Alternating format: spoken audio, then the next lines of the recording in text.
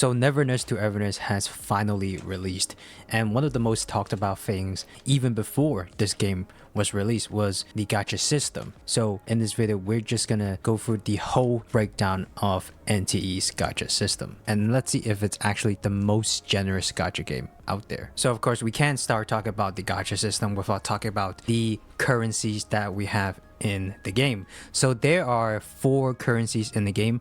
The first one is the fabricated dice, and the fabricated dice is used for standard banner pulls. Next is the red dice, which is called the solid dice, and the solid dice is mainly used for unlimited banner characters. So for example, Hotori or Natalie. We have something called the aluminum. So aluminum is basically the currencies that convert to dice. So it is 160 aluminum to 1 dice. So 10 pulls equals to 1,600 aluminum. So pretty standard for any other gacha game. And last but not least, you have tri-keys. And tri-keys are used for weapon banners only. And it is 10 tri-keys per multi, and you can of course convert aluminum to tri-keys as well. So aluminum is basically the currency that you use to convert into fabricated dices, solid dices, and also tri-keys. So now let's get to the board mechanics. So the board mechanic is basically using a dice system. So if you roll, for example, 10 times, then you would have 10 dice rolls. And each dice roll can move 1 to 6 tiles forward. And of course, when you land on the tile, you receive the reward on that tile. So now you might be thinking, what are all the tile types on the tile on the board? Because there are actually a lot of tiles. So we're gonna explain it right now. So the first tile type is gonna be the apprentice chest. So the apprentice chest gives you a chance to obtain an S-class character or a B-class arc, which the S-class character rate is 0.2%, so usually you will be getting a B-class arc, but if you're lucky, you may have a chance to obtain an S-class character.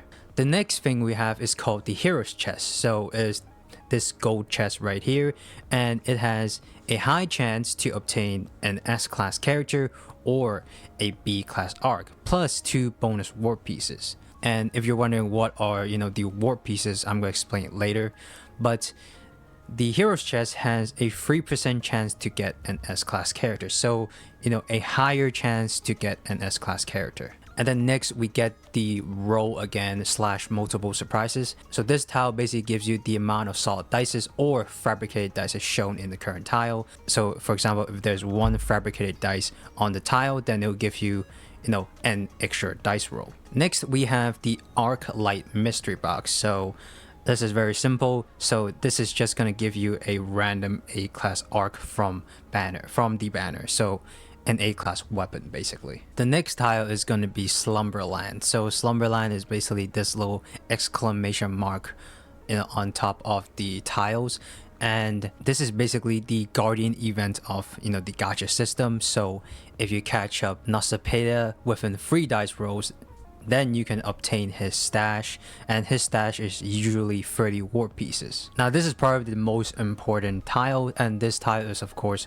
Journey Together. And Journey Together of course is the guaranteed S-class character tile. So if you hit that tile, then you'll be guaranteeing either a guaranteed limited character if you're summoning on a limited banner, or any of the 6 S-class characters in the standard banner. So last but not least, we have the 2 pieces of exchange currencies that we can get from the gacha system. The first one is of course going to be the warp piece box. So these golden pieces right here are going to be the warp piece boxes. And these pieces can be used to exchange for solid dices, fabricated dices, tri-keys, a handwritten letter, which is used for raising the affection level of your characters. Also, you can exchange them for fonts, dreamless seeds for increasing a character's life skill models. Fonts is of course the currency you could use, basically money in the game, and these of course can be used to buy apartments. And of course you can use them to exchange for a free S-class character. So any of the standard S-class characters, you can exchange them from the warp exchange. The other one is of course the lost piece tiles. So these are going to be the silver pieces. So these are called the lost piece boxes. And these are used to exchange only limited, of course, monthly of solid dices, fabricated dices, tri-keys, and also fonts, and also other materials that you can use in the game, like character ascension materials, character exp, and also weapon exp. So now that we finished talking about what all the tiles on the board represents, let's talk about the drop rates and pity of the board games. So the standard banner, of course, the standard board beginner bonus is 20% off from your first 50 pulls, and then of course you get a free S-class character after 50 rolls. So any of the 6 standard banner characters, you can get them after 50, and this selection of course never expires, so you can choose whatever character you want even after however long you play this game. Now let's get into the limited banner rate.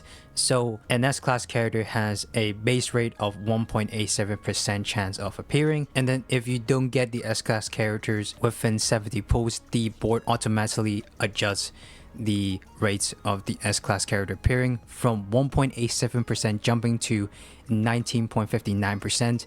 And if you're unlucky enough that you don't get the S-class character, at 70, at 80, then you automatically guarantee the S-class character at 90 pulls. And when I say guarantee S-class, I don't mean any S-class, I mean the guaranteed limited S-class characters. There's no 50-50 in this gacha system. This is huge.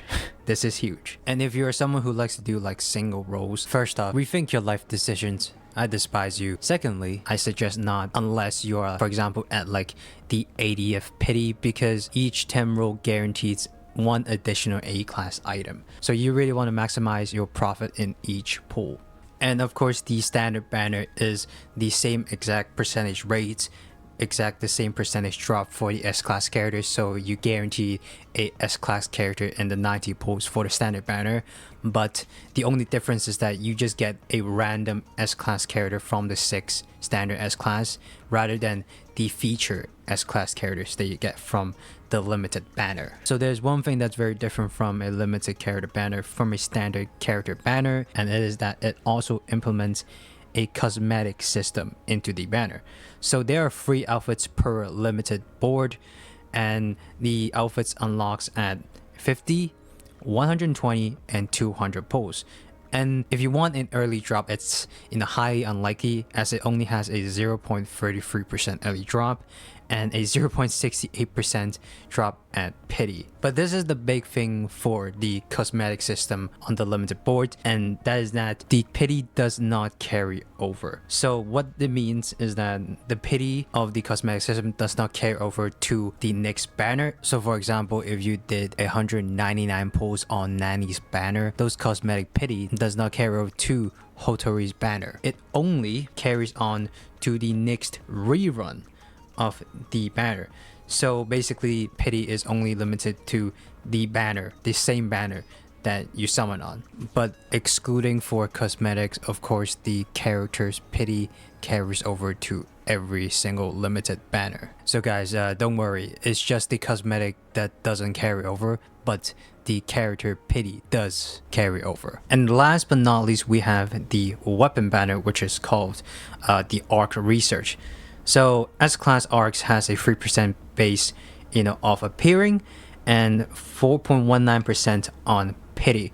The pity is actually very generous because this Arc Research weapon banner has a guaranteed S-class at 60 pulls. But this guaranteed S-class is not the featured S-class, but the featured S-class appears in the 80th pull. So you only have to do another 20 pull to get the guaranteed weapon that you have. So something like Wuthering Waves, where you just guaranteed to get the weapon you want. Like this is crazy. So there's no 50-50 or not even a 75-25 on any of the banners in this game. And the pity for the weapons also carries within rotation. So if you don't want to get the featured S-class, so for example, if you do 40 pulls or 50 in the weapons banner, then that 40 or 50 pulls will carry on to the next weapon banner, and then you'll have an easier time to, of course, get the weapon. So this is basically all the stuff that you have to know for the NT gacha system. I really do think that this is one of the best gacha systems that I've seen in forever. You know, I've been playing these gacha games for a long time, and this is probably one of the most generous gacha games in all time, basically. So if you like this video, please like and subscribe, and I'll see you in the next NTE video.